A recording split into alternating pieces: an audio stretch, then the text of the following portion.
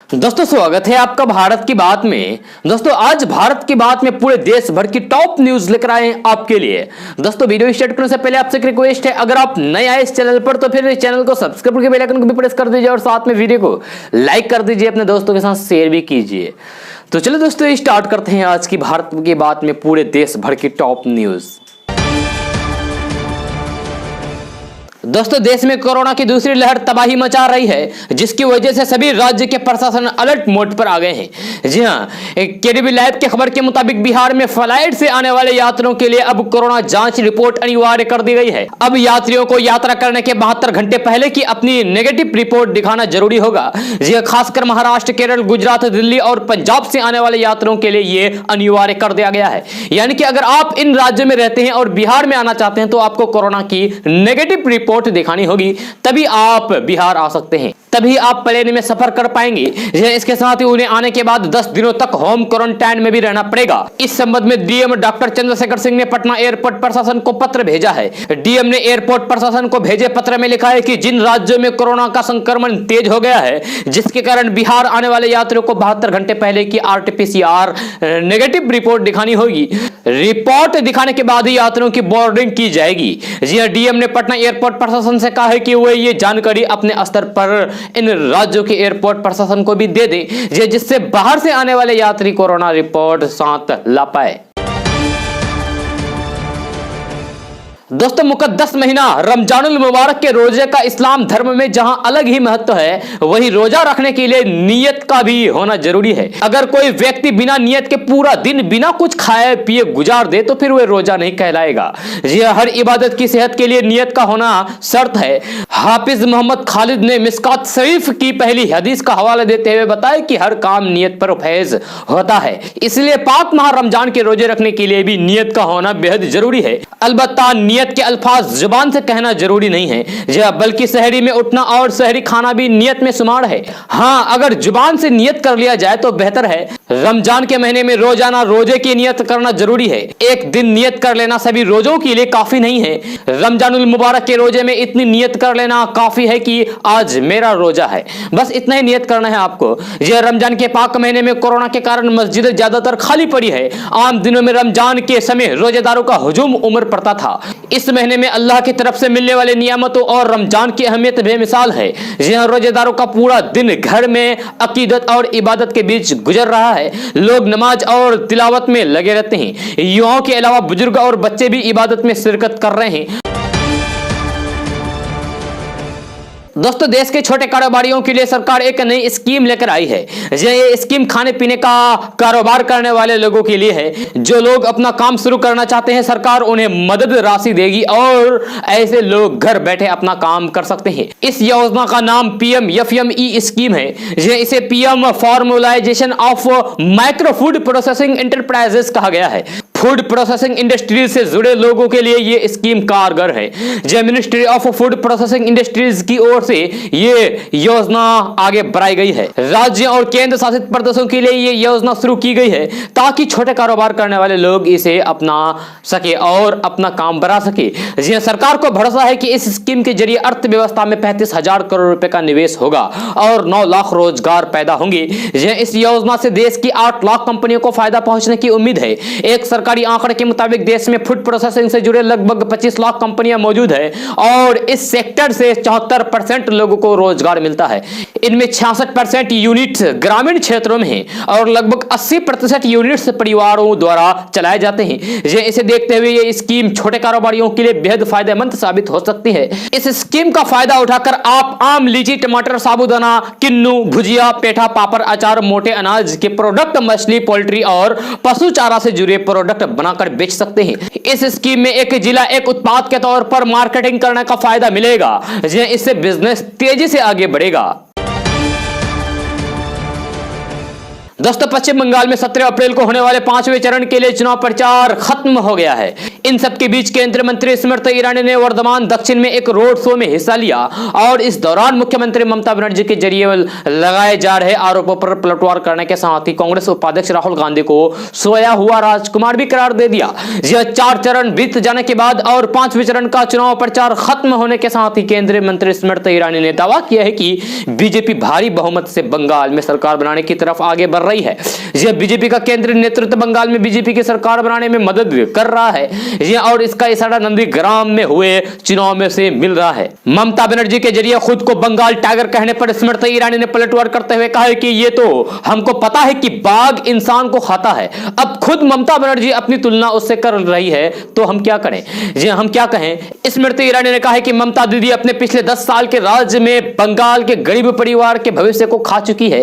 यह 10 साल के राज्य में गरीब परिवार के साथ अन्याय हुआ है, महिलाओं के साथ अन्याय हुआ है। उन्होंने ममता बनर्जी के जरिए बीजेपी पर तोड़ने और बांटने की राजनीति के आरोप का जवाब देते हुए कहा कि तुष्टिकरण की राजनीति ममता बनर्जी करती है। अगर वे वाकई में सेक्युलर है तो फिर उनको जय श्री राम के नारे से आपत्ति क्यों है। उन्होंने कहा कि बीजेपी भारी बहुमत के साथ सरकार बनाएगी क्योंकि मोदी राज में देश भर के लोगों ने देखा है कि किस तरीके से पिछले 6 सालों के दौरान पहली बार देश के 40 करोड़ लोगों का बैंक का खाता खुला, महिलाओं के खाते में पैसा गया। लेकिन ममता दीदी की चिंता इस बात की है कि कट मनी का जो पैसा उनके परिवार के पास आता था वह बंद हो जाएगा। दोस्तों देश के दूसरे राज्यों की तरह अब पश्चिम बंगाल में भी कोरोना के मामले बढ़ने लगे हैं। दूसरी तरफ मुख्यमंत्री ममता बनर्जी आरोप लगा रहे हैं कि पश्चिम बंगाल में कोरोना के बढ़ते मामलों की वजह बाहर से आए लोग हैं जिन्हें यहां बीजेपी लेकर आई है। यह जलपाईगुड़ी जिले में रैली को संबोधित करते हुए ममता बनर्जी ने कहा है कि हाल ही में कोरोना के मामले में बढ़ोतरी इसलिए हुई है क्योंकि भाजपा चुनाव प्रचार के लिए भारी संख्या में बाहरी लोगों को बंगाल बुला रही है। यह इतना ही नहीं, ममता बनर्जी ने प्रधानमंत्री नरेंद्र मोदी के उन दावों को लेकर भी आलोचना की जिसमें प्रधानमंत्री नरेंद्र मोदी ने यह कहा था कि पश्चिम बंगाल की 294 सीटों में से 100 सीटें बीजेपी पहले ही जीत चुकी है। दोस्तों दुनिया भर में रमजान का पवित्र महीना चल रहा है। रमजान को रमादान और माह रमजान भी कहा जाता है, लेकिन इसी महीने में फ्रांस की सरकार ने एक ऐसा कदम उठाया है जिससे मुस्लिमों में नाराजगी बढ़ गई है।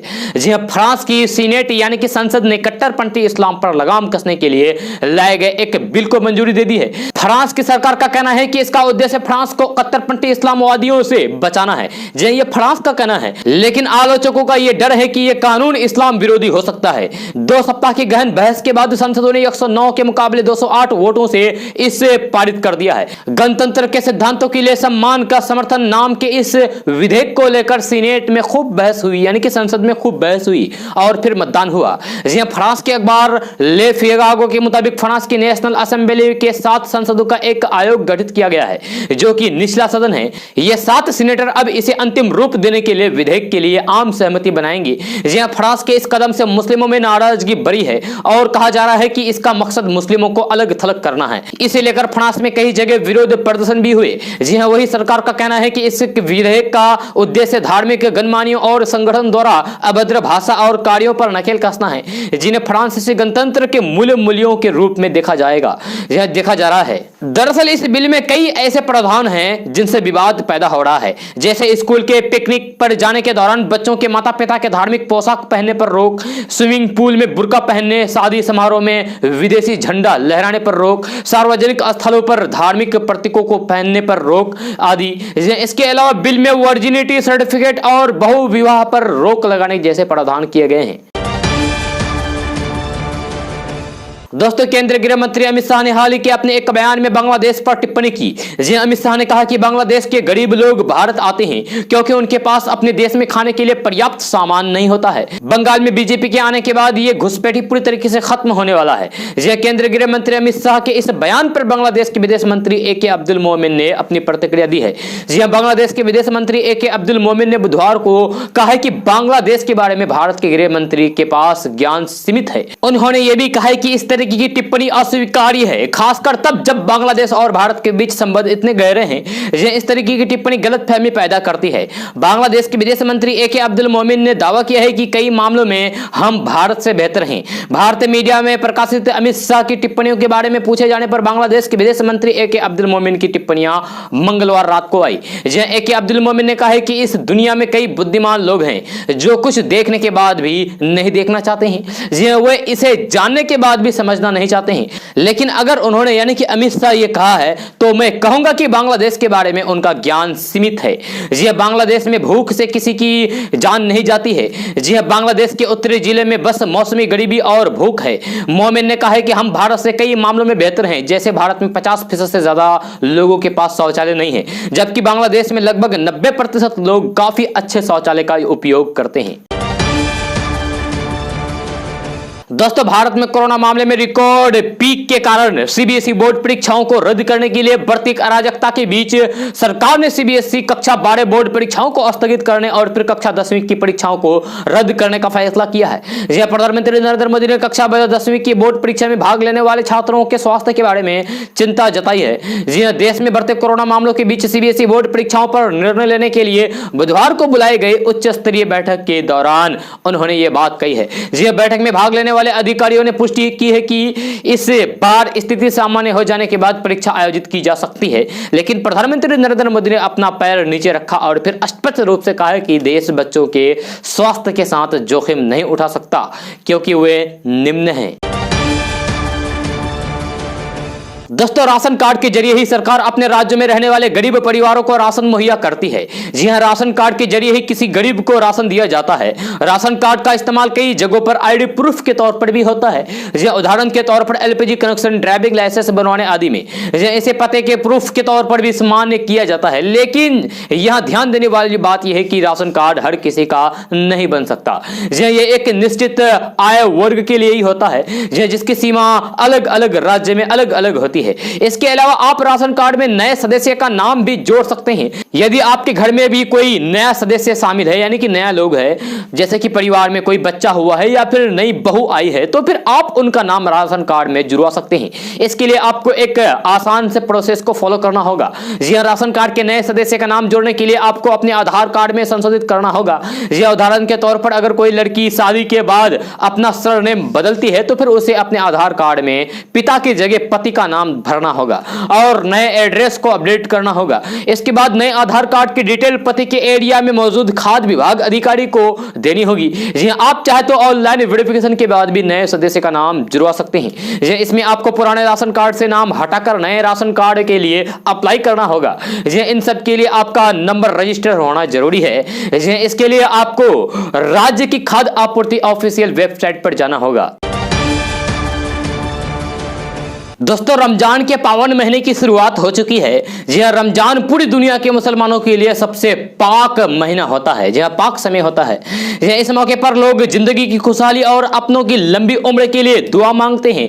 रमजान के इसी पाक महीने में आज हम आपको एक ऐसी मस्जिद के बारे में बताने जा रहे हैं जो दुनिया की सबसे बड़ी मस्जिद के तौर पर जानी जाती है। जी हां, इस मस्जिद को अल हरम मस्जिद के तौर पर जानते हैं और यह सऊदी अरब में है। जी हां, मस्जिदुल हरम सऊदी अरब के प्रांत मक्का में है और यह काबा को घेरती है। जी हां, यही वह जगह है जहां पर मुसलमान हर साल हज के लिए आते हैं। इसे दुनिया की सबसे बड़ी मस्जिद के साथ ही 8वीं सबसे विशाल इमारत होने का दर्जा हासिल है। जी हां, पिछले कुछ सालों में मस्जिद में कई बदलाव हुए हैं। इस पर कई खलीफा, सुल्तान और राजाओं का राज रहा है, लेकिन अब इस मस्जिद पर सऊदी अरब के राजा का नियंत्रण है। जी हां, वह इस मस्जिद की जिम्मेवारी संभालते हैं। यह मस्जिद 3,56,000 वर्ग मीटर के इलाकों में फैले हुए है, यानी कि मस्जिद एक दो नहीं बल्कि पूरे 88 फुटबॉल ग्राउंड के बराबर है। जी हां, 24 घंटे तक खुली रहने वाली इस मस्जिद को बनाने में 6,70,000 करोड़ रुपए का खर्च आया था। मस्जिद में पूरी 9 मीनारें हैं और एक मीनार की ऊंचाई औसतन 292 फीट या 89 मीटर है। इस मस्जिद की क्षमता 9 मिलियन लोगों की है, यानी कि हज के दौरान यहाँ पर 4 मिलियन यानी कि पूरे 40 लाख लोग नमाज पढ़ सकते हैं एक साथ। सन 1570 में सुल्तान सलीम ने मस्जिद के रेनोवेशन का काम मीमार सिमाम को सौंपा था। सन 1621 और और सन 1629 में बाढ़ की वजह से काबा और मस्जिद को काफी नुकसान हुआ था। सन 1629 में सुल्तान मुराद सिर्फ के शासन में मस्जिद को फिर से रेनोवेशन किया गया था। उस समय मस्जिद में नया पत्थर लगा और फिर 3 और मीनारों का निर्माण किया गया। इसके साथ ही मीनार की संख्या 7 पहुंच गई थी। पिछले 3 सदियों से मस्जिदों को रेनोवेशन नहीं किया गया। यह साल 1955 से 1973 के बीच रेनोवेशन के बड़े कामों को अंजाम दिया गया। इस दौरान 4 और मीनार जोड़ी गई। यह छत की मरम्मत हुई और फर्श पर आर्टिफिशियल स्टोन और संगमरमर का काम किया गया। 20 नवंबर 1979 में इस मस्जिद पर सैकड़ों हथियार बंद लोगों ने हमला किया और हजारों लोगों को बंधक बना लिया था। यह 14 दिन तक लोगों को बंधक बनाए रखा।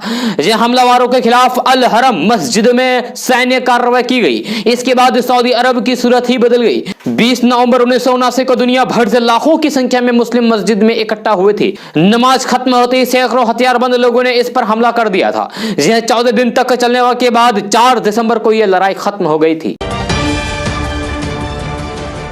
दोस्तों, पेटीएम ऐप ग्राहकों को एलपीजी गैस सिलेंडर की खरीद पर लगभग 800 रुपए का कैशबैक दे रही है। यानी कि 809 रुपए में मिलने वाला सिलेंडर आपको महज 9 रुपए में मिल सकता है। जी हां, 1 अप्रैल से वित्तीय वर्ष 2021-22 की शुरुआत हुई है। नए वित्तीय वर्ष के पहले दिन एलपीजी गैस सिलेंडर की कीमतों में 10 रुपए की कटौती की गई है। इस कटौती के बाद दिल्ली में बिना सब्सिडी वाले 14 किलोग्राम के एलपीजी गैस सिलेंडर का दाम घटकर 809 रुपए हो गए हैं। तो आपके पास शानदार मौका है। जी हां, सस्ते में घरेलू गैस सिलेंडर खरीदने के लिए पेटीएम अपने ग्राहकों के लिए बम्पर ऑफर लेकर आया है। इस ऑफर के तहत ग्राहकों को 809 रुपए वाला गैस सिलेंडर केवल 9 रुपए में मिल सकता है। यह पेटीएम ने कैशबैक ऑफर की शुरुआत की है। इस कैशबैक ऑफर के तहत अगर कोई ग्राहक गैस सिलेंडर बुक करता है तो उसे 800 रुपए तक का कैशबैक मिल सकता है। आपको बता दूं कि पेटीएम का यह ऑफर 30 अप्रैल 2021 तक के लिए है। इसका मतलब यह है कि इस महीने में आपके पास सस्ता एलपीजी खरीदने का मौका है। पेटीएम के इस ऑफर का फायदा उठाने के लिए सबसे पहले आपको अपने मोबाइल फोन में पेटीएम ऐप डाउनलोड करना होगा। इसके बाद गैस एजेंसी से सिलेंडर बुक कराने के लिए पेटीएम ऐप में स्लो मोर पर जाना होगा। फिर रिचार्ज एंड पे बिल पर जाना होगा। इसके बाद बुक ए सिलेंडर का ऑप्शन दिखेगा। यहां अपने गैस प्रोवाइडर को सिलेक्ट करना होगा। जी हां, बुकिंग करने से पहले आप फर्स्ट एलपीजी का प्रोमो कोड डालना होगा। यह बुकिंग के 24 घंटे के भीतर कैशबैक का स्क्रैच कार्ड मिल जाएगा। इस स्क्रैच कार्ड का 7 दिनों के भीतर इस्तेमाल करना होगा। उसके बाद आपको 809 रुपए वाले गैस सिलेंडर महज 9 रुपए में मिलेगा। 800 रुपए आपको कैशबैक मिलेगा। दोस्तों, जब भी हमें नया एलपीजी गैस कनेक्शन लेना होता है तब जिस डॉक्यूमेंट्स की सबसे ज्यादा जरूरत होती है वो है एड्रेस प्रूफ। लेकिन अगर आपके पास कोई भी एड्रेस प्रूफ नहीं है तब भी आप गैस सिलेंडर खरीद सकते हैं। कुछ समय पहले तक वही लोग गैस कनेक्शन ले सकते थे जिनके पास एड्रेस प्रूफ रहता था, लेकिन इंडियन ऑयल कॉर्पोरेशन ने अब ये नियम समाप्त कर दिया है। जी, प्रधानमंत्री उज्ज्वला गैस कनेक्शन से फॉर्म डाउनलोड करें। जी, अपना केवाईसी फॉर्म नजदीकी एलपीजी केंद्र पर जमा करें। जनधन बैंक, घर के सभी सदस्यों के अकाउंट नंबर जैसी जरूरी जानकारी अपडेट कर लें। 14 किलोग्राम के सिलेंडर के लिए आपको यह जानकारी देनी होगी। इंडियन का गैस सिलेंडर बुक करने का तरीका बहुत आसान है। आप घर बैठे एलपीजी गैस सिलेंडर बुक कर सकते हैं। इंडियन के एलपीजी सिलेंडर को बुक करने के लिए देश में कहीं से भी 8454955555 नंबर पर मिस कॉल कर सकते हैं। व्हाट्सएप के जरिए भी बुक कर सकते हैं। दोस्तों, आज का न्यूज़ बस ये था। कैसा लगा जरूर अपना सुझाव दीजिएगा नीचे कमेंट बॉक्स में कमेंट करके। अगर आप नए हैं इस चैनल पर तो फिर चैनल को सब्सक्राइब करके बेल आइकन को भी प्रेस कर दीजिए और साथ में वीडियो को लाइक कीजिए, अपने दोस्तों के साथ शेयर भी कीजिए। तो चलो दोस्तों, फिर मिलते हैं अगली वीडियो में। जय हिंद।